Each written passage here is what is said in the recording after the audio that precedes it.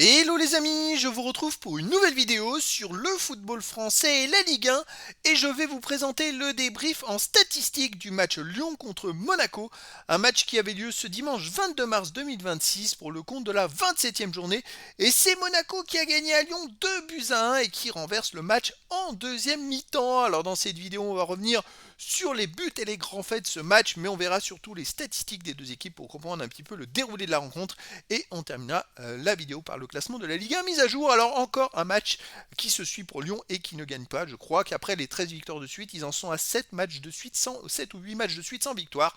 Donc comme quoi ils passent un petit peu d'un extrême à l'autre. Après, c'est pas faute d'avoir essayé dans ce match-là face à Monaco parce qu'ils ont fait une première mi-temps très pleine les Lyonnais. Ils ont été même récompensés par une ouverture du score de Sulk à la 42e minute suite à un centre en retrait d'Hendrick. Et derrière, il y a même eu une occasion, une très grosse occasion avec un tir sur le poteau de Tolisso. Et Hendrick qui ne peut pas reprendre derrière.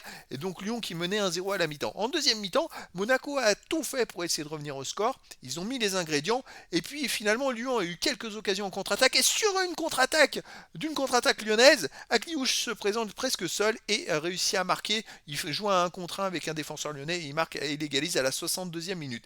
Et puis après, c'est un peu le tournant du match à la 72e minute, puisque Lyon, sur une récupération de balle basse, c'est Hendrick qui prend la balle et qui part de son camp vers le terrain adverse. Il est retenu par le maillot, mais vraiment retenu par le maillot, il y a eu les ralentis, tout ce qu'on veut, et l'arbitre ne siffle pas faute, ce qui est totalement incompréhensible. D'ailleurs, l'arbitre, il n'a pas été très très bon. Il a laissé beaucoup d'actions jouées où il faisait beaucoup d'erreurs sur des touches, sur des remises en jeu, sur des fautes non sifflées des deux côtés. Enfin, c'était très très compliqué. Mais là, Hendrick, le maillot était tiré. Les Monégas récupèrent la balle. Ils vont dans la surface et pénalty pour Monaco suite à une faute de Tolisso sur Akliouche. L'avare intervient, mais ne refuse pas le penalty. Normalement, la règle, c'est on revient à l'origine. S'il y a une faute, tant qu'il n'y a pas eu d'arrêt de jeu, on revient à la faute à l'origine. Et la faute était 20 secondes avant sur le Lyonnais et ils ne sont pas revenus dessus. C'est totalement incompréhensible. Moi, je suis bête et discipliné, c'est-à-dire que la règle, c'est la règle. Euh, j'ai pas de parti pris. Quand il y a une règle, faut l'appliquer pour tout le monde. Alors je vois pas pourquoi là elle s'applique pas et puis dans d'autres matchs elle s'applique. C'est assez incompréhensible. Il y avait vraiment faute. On a revu au ralenti la faute sur Hendrick qui complètement tiré le maillot, ce qui empêche la contre-attaque lyonnaise. C'est un geste d'ailleurs pas fair play du tout du Monégasque qui aurait dû avoir en plus un carton jaune sur l'action. Derrière, l'arbitre laisse jouer et il siffle penalty. Et en plus, il valide le penalty. C'est totalement incompréhensible. Après, maintenant, je reviendrai sur le ralenti du penalty. Pour moi, il n'y a pas faute. Mais ça, c'est mon avis, chacun peut se faire. N'hésitez pas à en mettre en commentaire votre avis, mais pour moi, regardez bien le ralenti, Tolisso ne bouge pas. C'est sur l'action qu'Akliouche, dans sa lancée, vient se prendre les pieds dans les jambes de Tolisso. Mais pour moi, Tolisso, il a ses appuis au sol, et Akliouche, non, mais il va dans sa lancée et il bute sur Tolisso. C'est pas Tolisso qui le tacle, c'est Akliouche qui lui rentre dedans. Donc pour moi, il n'y a pas faute. C'est mais incompréhensible. Et donc Monaco marque un deuxième but. Après, Lyon a essayé de revenir au score et Monaco a eu énormément d'occasions en contre-attaque. Il n'a pas réussi à remarquer un troisième but. Lyon aurait même pu revenir au score sans un sauvetage décisif sur une frappe de Sulk. Et c'est vrai qu'à la fin, bon, ça se termine sur une victoire de Monaco 2-1. Sur l'ensemble du match, le match nul aurait été quand même plus logique. Mais maintenant, on va aller voir les statistiques. Il y a eu 56,7% de possession de balle à 43,3% pour Lyon, 454 passes tentées à 348, 374 passes réussies à 271, 82,3% de passes réussies à 77,8%. Ça a été un match où il n'y avait pas eu tant de pourcentage de passes réussies que ça, mais dû au fait qu'il y a eu énormément d'intensité défensive des deux côtés avec beaucoup de pressing sur les porteurs de ballon. Il y a eu 15 occasions à 12 pour Monaco, alors la plupart c'est en deuxième mi-temps, puisqu'en première mi-temps ils avaient quasiment pas d'occasion, les Monégasques.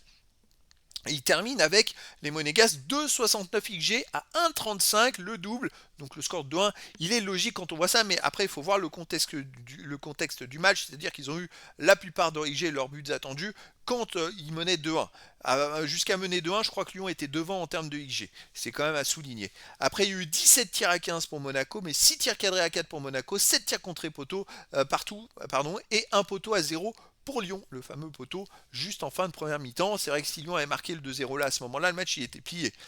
Les autres statistiques, il y a eu 2 hors-jeu à 0 pour Lyon, 5 corners à 2 pour Monaco, 16 centres à 13 pour Lyon, 13 interceptions à 11 pour Monaco, 16 tacles à 9 pour Monaco, 53 duels gagnés à 52 pour Lyon, 5 arrêts à 2 pour Lyon, 19 fautes à 11 pour Monaco, 3 jaunes à 0 pour Monaco, un rouge à 0 pour Lyon, c'est le fameux tacle de Tagliafico à la 89e, le tacle ne sert strictement à rien et il vient tacler dans le camp de Monaco, un joueur de Monaco sur la cheville. Franchement, incompréhensible, mais pourquoi il fait ça? Ça ne sert à rien. Résultat, Lyon a joué les 8 minutes d'arrêt de jeu à 10 contre 11 et ça a perturbé son équipe et Lyon aurait peut-être pu revenir au score parce qu'en 8 minutes il peut s'en passer des choses que là c'était plus compliqué même si Lyon a quand même réussi à se créer des occasions. Après moi je reviens quand même, c'est que Monaco ils n'auraient pas eu ce penalty, il y avait un partout, à ce moment-là c'était plus équilibré, Monaco n'aurait peut-être pas eu toutes les occasions qu'ils ont eu derrière. C'est quand même important pour moi, c'est un fait de jeu, c'est un fait de jeu qui a changé le match. Il n'y aurait pas dû y avoir penalty. Déjà il y a une faute sur Hendrick qui n'a pas été sifflée, mais comme dans le match il y en a eu beaucoup de fautes des deux côtés. C'était très pénible, un arbitrage très incompréhensible.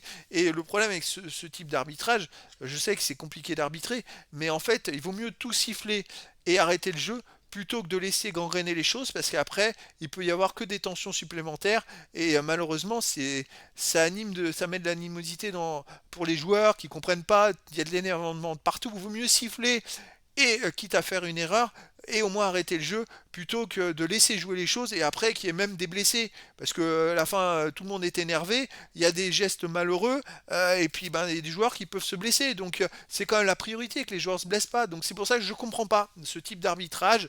C'est bien de laisser jouer, mais il y a une certaine limite. Et puis après, il faut être aussi, faut respecter les règles. Il y a la VAR qui est là. La faute sur Hendrick, elle était avérée. Ça se voit au ralenti qu'il y a vraiment faute. Et d'ailleurs, c'est une grosse faute d'anti-jeu. C'est incompréhensible que le penalty soit sifflé. Et puis même quand on regarde le penalty, regardez les jambes des joueurs. Akliouche vient buter dans les jambes de Tolisso sur sa lancée. Tolisso à aucun moment il fait un geste de tacle. Donc voilà, mais après c'est mon avis si vous voulez, mais moi ça me gêne. Autant on peut dire des choses sur certaines équipes ou d'autres, autant il y a des règles. Et pour moi les règles elles doivent être appliquées. Et c'était des deux côtés pareil, du côté de Lyon, du côté de Monaco. Il y avait pas de, j'ai pas pris la partie pour une ou l'autre équipe. Il y a des règles, il y a des fautes, faut les siffler, point barre. Le joueur il est par terre. L'arbitre il siffle pas. Il y a eu des fois des séquences où l'arbitre ne sifflait pas la faute et une équipe qui jouait 10 contre 11. Donc en plus d'être pénalisé alors qu'il y a vraiment faute, il y a une équipe qui se retrouve à 10 et c'est l'autre équipe qui récupère la balle et qui a peut-être la possibilité d'aller marquer un but. Je trouve ça hallucinant comme situation. C'est dingue. Alors à un moment, stop. Stop, vaut mieux siffler dans le doute. Je sais qu'il y a des joueurs qui jouent la comédie, mais il y a la VAR qui doit être là aussi pour intervenir. Si le joueur joue la comédie, ben un carton, point barre. Donc voilà, c'était mes petites remarques. Alors le classement, les amis, bah, Lyon reste quatrième pour l'instant avec 47 points en 27 matchs, 14 victoires, 5 nuls, 8 défaites, 41 buts marqués, 29 encaissés, plus 12 de différence de but. Et ils ont plus qu'un point d'avance sur Monaco, qui est juste derrière 5e avec 46 points en 27 matchs, 14 victoires, 4 nuls, 9 défaites, 47 buts marqués, 38 encaissés, plus 9 de différence de but. Et attention, parce que Lille et Rennes sont juste derrière Monaco avec 44 et 43 points, mais n'ont pas encore joué dans cette journée. Donc voilà, c'était le débrief en statistique du match Lyon contre Monaco. Un match qui s'est terminé par la victoire de Monaco à Lyon, 2 buts à 1. Voilà les amis, je vous dis à très bientôt pour une nouvelle vidéo.